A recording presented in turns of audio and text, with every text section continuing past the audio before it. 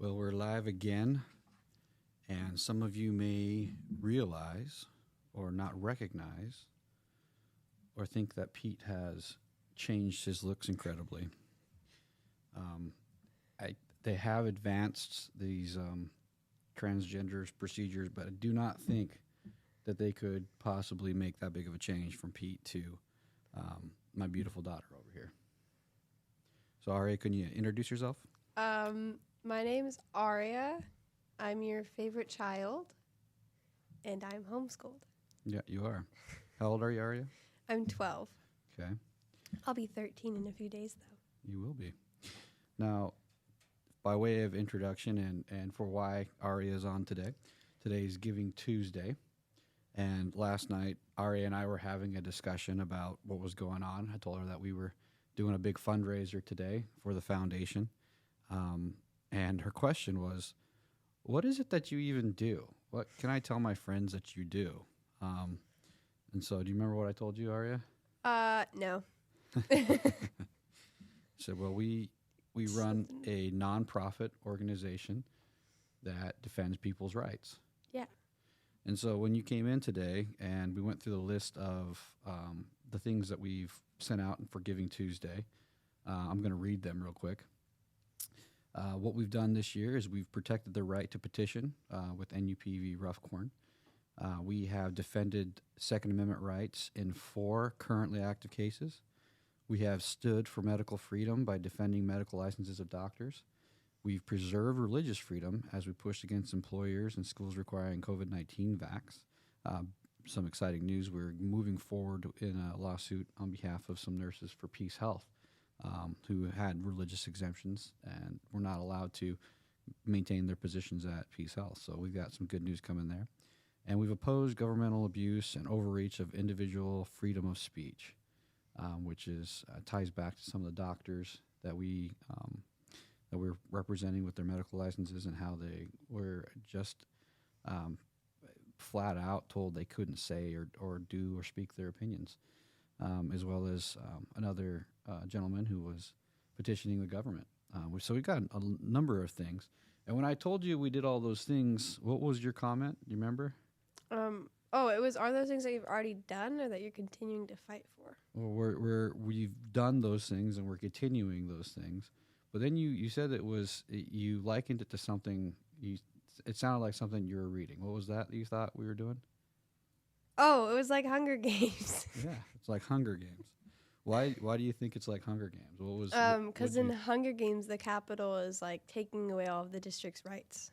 Yeah. And things. What kind of rights are they doing? Like people in the districts aren't like they're not allowed to bear arms. Yeah. They're like not allowed to hunt, and they're like reserved to certain areas. And if they speak their opinion against the Capitol, they either get hung or executed like in front of everyone. Wow. Yeah. So you said that it sounds like that's what we're fighting against, or it sounds like yeah.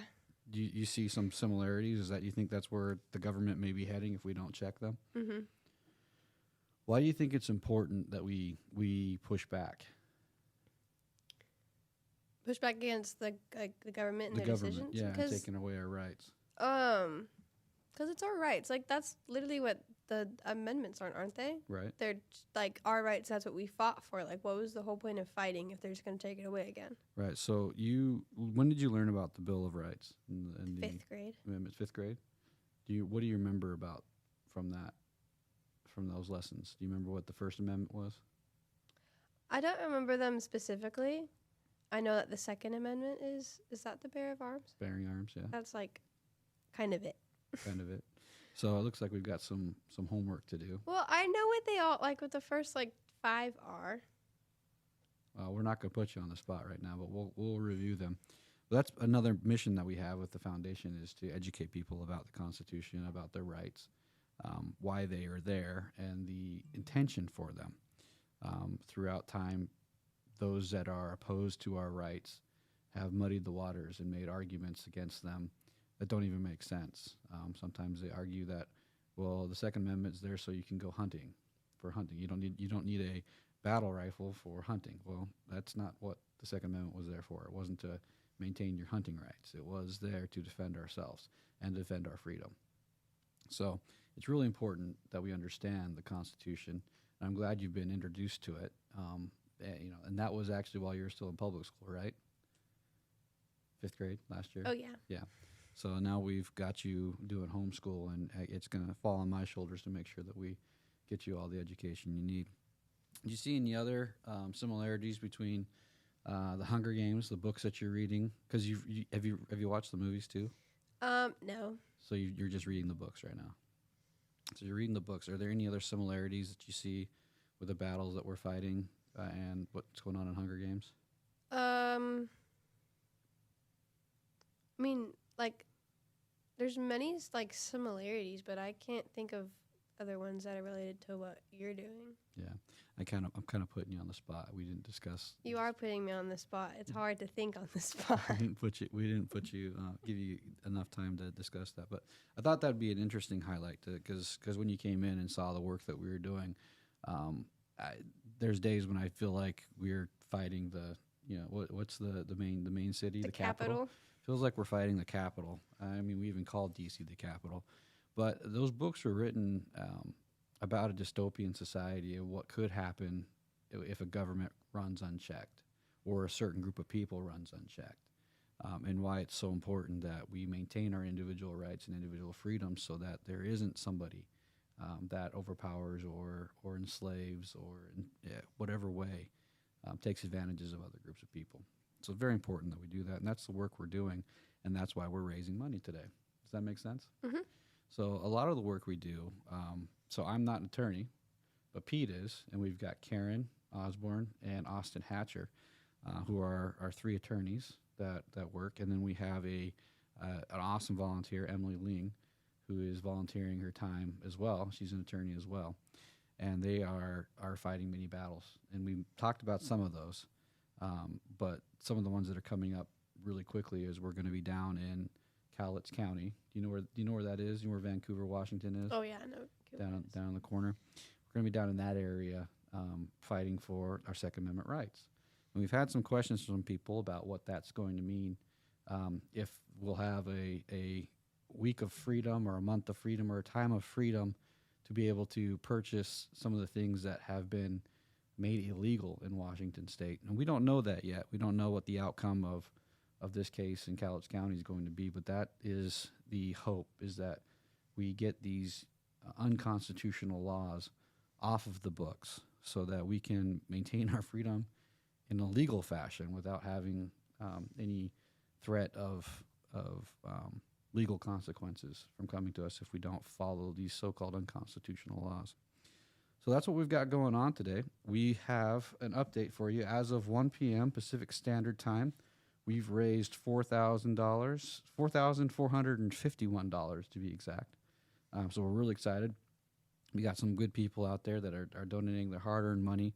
And once again, I want to reemphasize that everything that we do is funded by you, the people. We are a public charity.